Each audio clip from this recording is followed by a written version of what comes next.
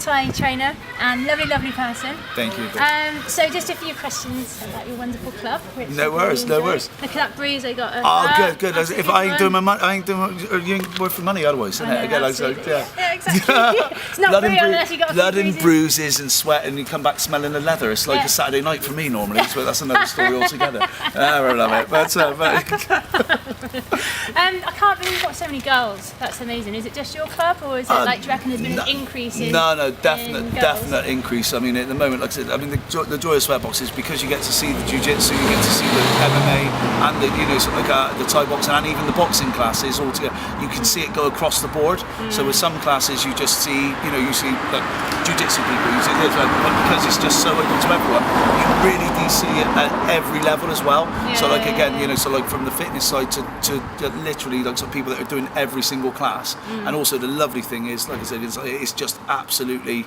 It's all equal again, and that's the thing I've seen change over the years. Literally years ago, it would be like one woman in a class of like 30 blokes, and it was. That's normally me. Yeah, no, exactly. Yeah, exactly. But it's so good to see the difference, and how it's evolved and moved on, and it will keep doing. Definitely, Yeah. Oh, that's quite impressive. But you were just saying about MMA, and you've got loads of different things at Sweatbox, and what from a sort of Muay Thai perspective, what's your feeling in terms of people training in different martial arts? So somebody that does like kickboxing, boxing, Muay Thai. Normally, I mean, the normal thing I would say is that basically, again, once someone's got a core in one thing, they've got something to evolve from. So the worst thing I tend to find is someone who says, I do MMA and I'm going to do this, and they've done nothing. So then they become crap boxers. So like again, so like not the best kickers and this and that, and it doesn't flow together. Whereas once they've got a core, so even tonight we've had kickboxers, taekwondo, so all so like boxers all working from the same background, but again, they're evolving towards being a Thai boxer, doing the Muay Thai. So the thing is, like I said, you should, so once you got to that level, definitely you should do, or you've got to go to the appropriate MMA classes, not just like, again, try that there with all these different. So again, with something like this, it's joined up. The boxers, the classes, the instructors teach in sort of like in different classes, but they all teach together. Whereas if I trained at a different gym, and then a different gym, and a different gym, the instructors, you'll go somewhere and someone will tell you to keep your hands up, someone will tell you to put your hands down, and then you've got that conflict and you don't have the experience. Yeah, we're fighters, surely. Oh God, yeah, absolutely. Fighters. Oh yeah, but the thing is, but most fighters they've been training for long enough to have their own style. So the thing is, so again, styles make fights. So at the moment, again, so if you're dropping your hands like Conor McGregor and knocking people out, well, who am I to tell you to put your hands up? But the thing is, if you've just started and you're doing that, most people that start off switching stances don't have a clue what they're doing. They think they're faking out the other person, but they generally don't know what they're doing, and then they get hit, and then they think they're sort of, oh my God, this is rubbish, and go off and do something else. What about you? Like, have you always done Muay Thai, or where did that all start? I started off being a very fat, sort of like a drunk man again, and then that hasn't changed. Yeah, no, not quite so fat and stuff. But no, Mike Tamsit who runs Barton Hill Muay Thai. Basically, we were friends, and I never liked martial arts. I didn't want to do anything. He tricked me into going to a class, and then I promptly quit the first session. But then I had to go to the next one, and then that's when Martin Hurd, like I said again, sort of like took me under the wing, and then all of a sudden it sort of like evolved through from there. From our first class up in Whitchurch with a guy called Farah Melly, who came down a couple of times a week from Manchester, training under Master Quinn and Master Woody, who were the ones that graded me as an instructor all those years ago. And but yeah, again, it's mainly been the sort of like the Thai boxing, and then it evolved into boxing out Spanninghorn Farm at Tex Woodwards. And then it evolved really into sort of like a jiu-jitsu, and moved into the MMA when MMA first came on the scene with Kevin O'Hagan, with our Kev. And again, like I said, and then after that, at the time there was only one place to train jiu-jitsu, again, and one place to do stand-up, sort of like, and then like I said, I think we did a first stand-up seminar, a stand-up to ground seminar at Whitchurch years ago, where Kev did a mat, we did a mat, and it was the first time. It was before, at the beginning of the UFC, and then before people knew what MMA was. And again, now it's evolved. You've got choices to train every night of the week. So like 7 days a week. It's just so different to training in church halls. Moving chairs out the way and sort of like slipping over on slippery floors and having one bag in the corner if you were lucky. I don't think we had a boxing ring I think the first time we had a boxing ring was down LA Gym, and that have been at least 10, 12 years ago, and that means that was at least 13 years of not having anything like that. So when you went off to fight clubs that had their rings and full-time gym and you beat them, that always felt good. That always felt nice.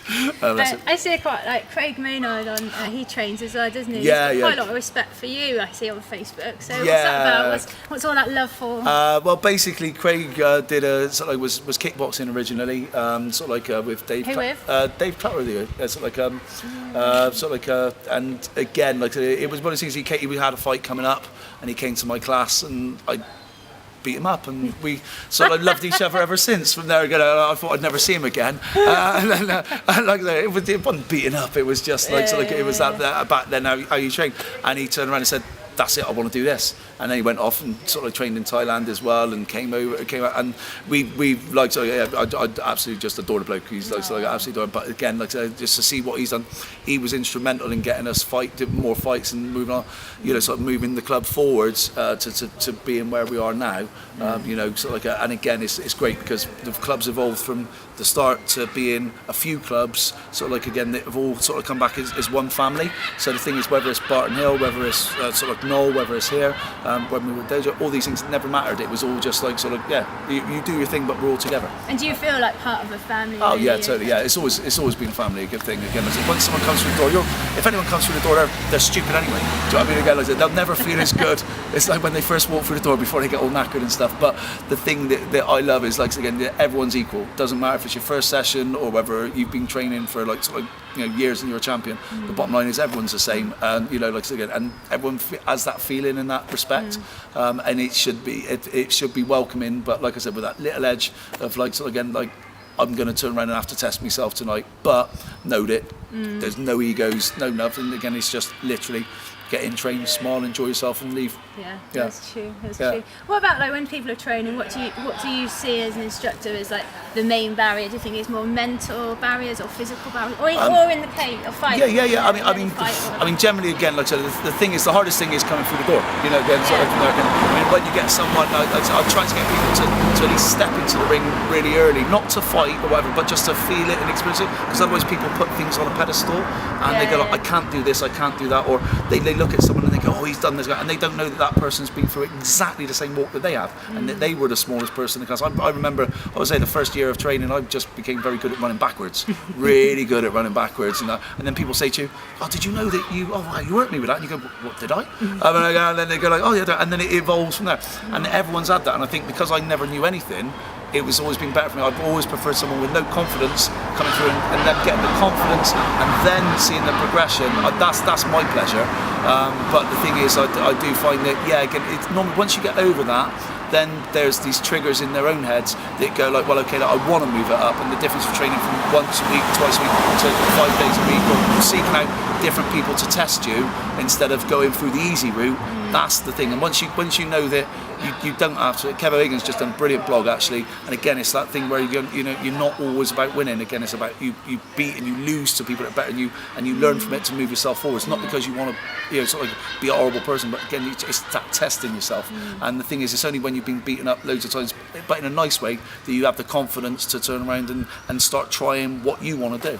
So no, always mental, but then once you get past that, then it sort of goes in tandem, because if you don't, I mean, even now the training regimes are different to where we used to just beat the batter our bodies. Like, we used to just turn around and like, sorry mother. But the thing is that, but we used, I mean, it was, the whole point about it was you didn't do it until you broke things, and it didn't work. However, now it's much more about, people are much more aware about, sort of like recovery and the need to do that and to train smarter instead. What do you think about those things? Those wooden things. Again, that's the old school crap. I mean, the bottom. No, I mean, don't get me wrong. I mean, like there were times. There's always debates about. Oh, exactly. Yeah. I mean, the thing is, you should condition yourself by kicking heavy bags, kicking each other, kicking sort of like shin against shin to a degree. But the thing is, if you do that too much, there's people that substitute that for sort of thinking I've got arching, so that's okay. The difference I tend to find is, I mean, I went for the stage of kicking lampposts, kicking the day a car door slammed on my shin, I went, ah! Oh, it done hurt. And I was really pleased. But the bottom line is, it ain't good for you kids. It's not good for you. Doing this is just rubbish. But no, I'm dead straight with you. It does make a difference. You've got to have that conditioning. Again, like I said, if you're only focusing on giving a punch and you can't take it, the bottom line, or a kick or knee or elbow or whatever, again, it's, when you're scared of it, you react like that, and then what happens is that you get hurt with the second or the third, part of the combination. Whereas again, when you know that you can take it, you know that you've got that confidence, the confidence builds, and the only way to do it is repetitively over the time. So yeah.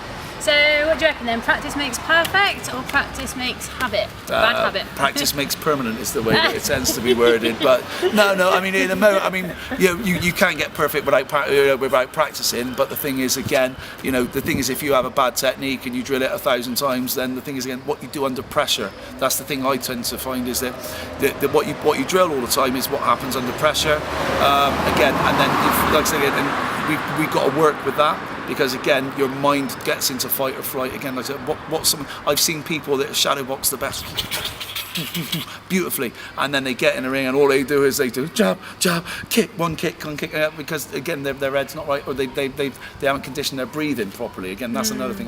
The breathing, when people are training, again, people just don't think about it. They think about the muscles, they think about this. There's also, but again, it's the breathing that makes such a difference to being relaxed enough to do what you need to do at the time. But practice makes permanent. But again, it also makes perfect, because if you haven't got that targeting, if you haven't got that sort of that speed that comes from practice, then bottom line is you ain't got nothing.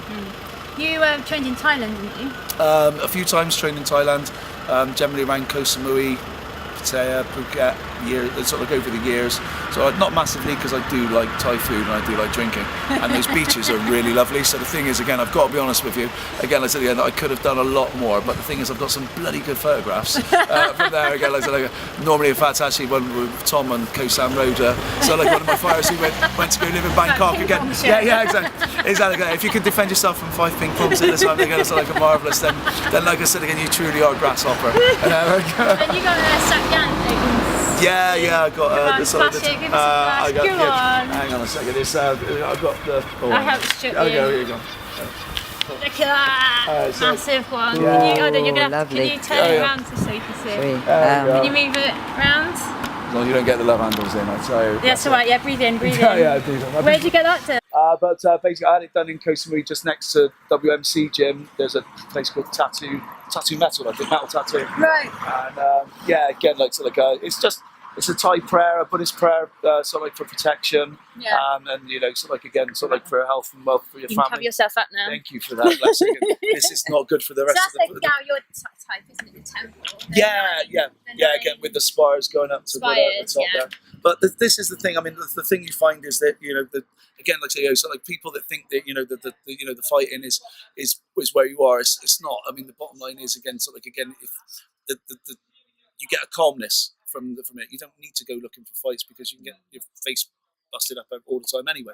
So the reality is what I find is that, again, like I say, it does calm you down. I've had people. I've done a lot of stuff in the past where like guys that have had troubled pasts, etc. Sort of drug rehab, sort of violence, etc. Again, and the thing is, again, like I say, and it calms you down. I've lost track of the number of people that come up to me and say thank you over the years for the stuff that you did to them for them at a time where they matured, but they needed a vent to get to that position. Do you think it gave them some sort of purpose? Oh, yeah, totally. Again, and also, like I said, again, sometimes it's because they feel like part of a family.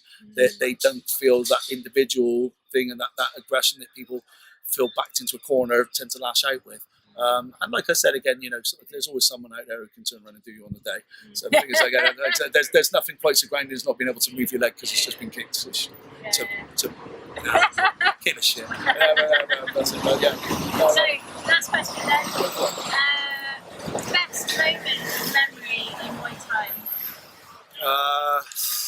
Fighting or otherwise? I mean, I did enjoy. I got the English title back in the early 30s. So things like that was great because I worked for it, worked hard, and beat the current champion. To do that, and that was lush. Having the people come up from Bristol all the way up to Worcester to support you, and like I said again, that was absolutely superb. But I mean, again, it sounds stupid, but again, most of the time it's like having guys who've done nothing that gets us. So again, whether it's champions like sort of like Craig or Scott or Richards or any of the young guys that are coming through, the standard of these guys and the commitment the guys are putting in now, it sounds stupid. We all look back to the old days, and again, I mean, I remember going up to Manchester to train, and so I can do stuff to training with Chuck Liddell in Birmingham and things like that. Again, and doing these seminars, these courses.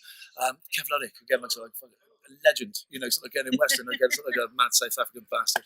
But the thing is, again, all these people, again, absolutely. Again, but the thing is, I love it, and all of those things make you who you are. But so all of that, I just generally think that I wouldn't have the life that I've got now if it wasn't for Thai boxing, and not in a horrible way. It just is that, like I said, it infused into my work life, it infused into my family life, it's infused into the stuff and the person I am today. And most of it is because of the confidence that came. And the people that know me through that as well. And like I said again, and then so it just I think that's more for me than any of the sort of stuff like that. I think it's just the people around you that evolve off of it and seeing how they move on and progress is a beautiful thing. Even Mark May again, he was an absolute. You don't even want to know. You don't even want to know. We can see you. You genuinely don't want to know what he was like when he first came through the door. And like I said again, now he's just turned around and the last fight he did was absolutely superb. But again, like I said again, it's just he's evolved. And it's like again to sort of like being a great instructor. And like I said again, someone who's had fights in Thailand. Again, sort of like winning with like KOs to the face.